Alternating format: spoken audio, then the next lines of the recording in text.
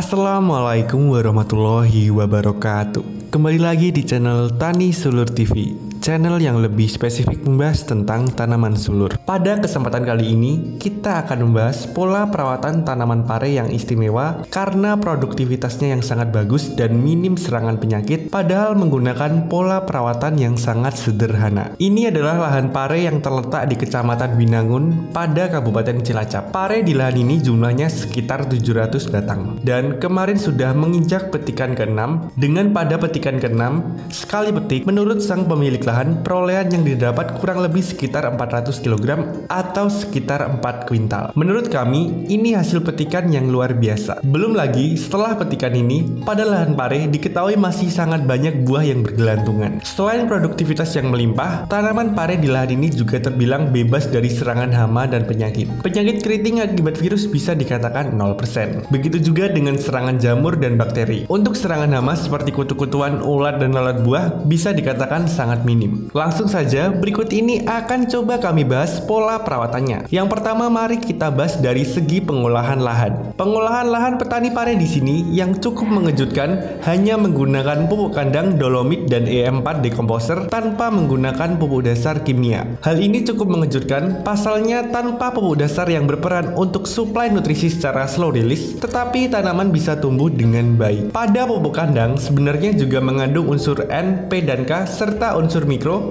tetapi kandungannya kecil. Pemberian pupuk kandang tentu selain menyuplai nutrisi, ikut berperan juga dalam memperbaiki sifat fisik, kimia, dan biologi tanah. Apalagi untuk lahan ini, terlihat bahwa tanah teksturnya didominasi oleh pasiran, maka pemberian pupuk kandang akan sangat cocok. Selain pupuk kandang, juga dimasukkan dolomit. Dolomit mampu menaikkan pH, serta mampu mensuplai kebutuhan magnesium dan kalsium. Magnesium berperan dalam pembentukan klorofil, sedangkan kalsium berperan untuk kekuatan jaringan tanaman. Selain hal ini, menurut kami, salah satu faktor pengolahan lahan yang mendukung pertumbuhan tanaman pare bisa tumbuh dengan baik adalah ukuran bedengan. Ukuran bedengan di lahan ini terbilang sangat besar. Ketinggian estimasi mencapai 80 hingga 100 cm.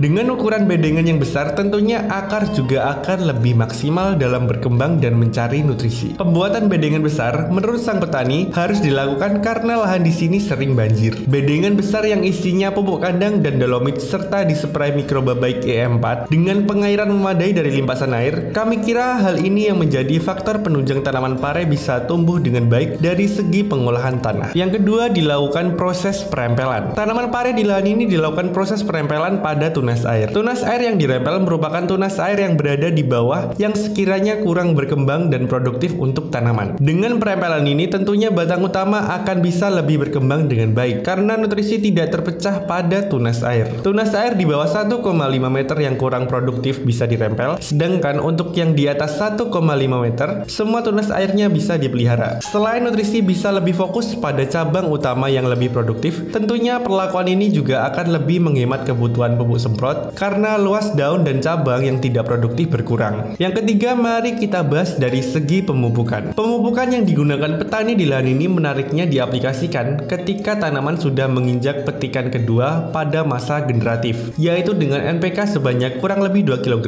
dan KNO3 putih sekitar 800 gram hingga 1 kg dengan cara dikocor. Pada saat vegetatif, yang mengejutkan tidak dilakukan pemupukan. Jadi selama masa vegetatif, tanaman pare di lahan ini hanya mengambil nutrisi dari tanah serta pupuk kandang yang diberikan. Walaupun demikian, tanaman pare bisa tumbuh dengan baik. Menurut sang pengakuan petani, terlalu banyak memberikan pupuk kimia pada saat usia masih muda bisa memicu daya tahan tanaman lebih rentan terhadap serangan penyakit. Menurut kami ini juga benar adanya, apalagi jika pupuk yang diberikan mengandung tinggi unsur nitrogen. Terlalu banyak pupuk kimia bisa memicu pertumbuhan yang sangat cepat tanpa diimbangi dengan perkembangan daya tahan tanaman yang mumpuni, sehingga penetrasi penyakit ke tanaman akan lebih mudah. Untuk masa generatif diberi NPK dan KNO3 putih, menurut kami ini sudah sangat tepat. Dengan kombinasi ini didapat unsur nitrogen, fosfat, dan kalium, di mana dengan unsur kalium yang tinggi. Unsur kalium ada kaitannya dengan pengisian buah agar buah yang dihasilkan bisa berkembang dengan baik. Maka dari itu wajar saja jika produktivitasnya bisa melimpah. Yang keempat, mari kita bahas dari segi penyemprotan. Petani di lahan ini menggunakan insektisida Emacel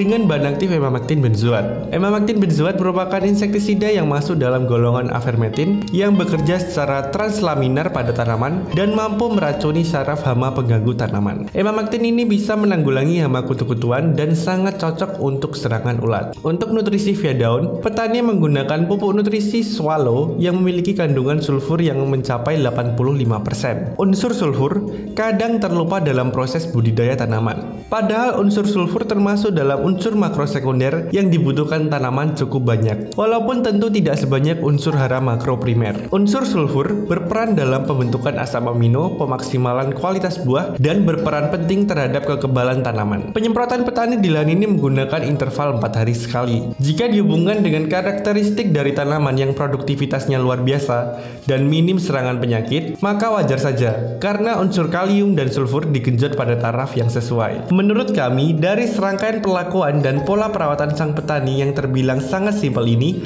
ada beberapa faktor pendukung yang mendukung mengapa produktivitas bisa sangat bagus dan minim serangan hama serta penyakit. Hal ini seperti lingkungan yang tidak endemik hama kutu-kutuan, kemudian dari segi kebutuhan pengairan yang selalu tercukupi, dan tentunya juga dari faktor pemilihan varietas yang bagus. Varietas yang digunakan petani di lahan ini adalah varietas Pare Kapten 40. Beberapa lahan yang kami kunjungi menggunakan varietas ini memang terbilang sangat bagus. Varietas ini memiliki figur yang super dan kemampuan adaptasi yang sangat bagus. Selain itu, dari segi produktivitas, varietas ini juga terbilang memiliki produktivitas yang tinggi, yaitu bisa mencapai 25 hingga 35 ton per hektar. Mungkin sekian yang dapat kami sampaikan. Sebelum kami akhiri, kami akan mencoba menyimpulkan mengenai apa yang telah kita bahas bersama pada kesempatan kali ini. Ini merupakan lahan petani yang berada pada Kabupaten Cilacap. Lahan ini terbilang memiliki produktivitas yang sangat luar biasa dengan serangan hama dan penyakit yang terbilang minim. Pada petikan terakhir, yaitu petikan ke-6, sekali petik, menurut sang pemilik lahan, perolehan yang didapat kurang lebih sekitar 400 kg. Untuk pengolahan lahan, petani di lahan ini menggunakan pupuk kandang dolomit dan E4. Kemudian dilakukan perempelan tunas air pada bagian bawah yang kiranya tidak produktif, agar batang utama bisa tumbuh dengan baik. Pemupukan dilakukan ketika pare menginjak umur petikan kedua dengan menggunakan NPK dan KNO3 putih. Untuk semprot, petani di lahan ini menggunakan Emacel dan Swallow. Dari segi varietas, petani di lahan ini menggunakan varietas Pare Kapten 40. Mungkin sekian yang dapat kami sampaikan. Semoga video ini bermanfaat. Apabila video ini bermanfaat, jangan lupa klik like, comment, share, dan subscribe untuk tidak ketinggalan info terbaru dari channel kami. Terima kasih. Salam tani seluruh Indonesia. Wassalamualaikum warahmatullahi wabarakatuh.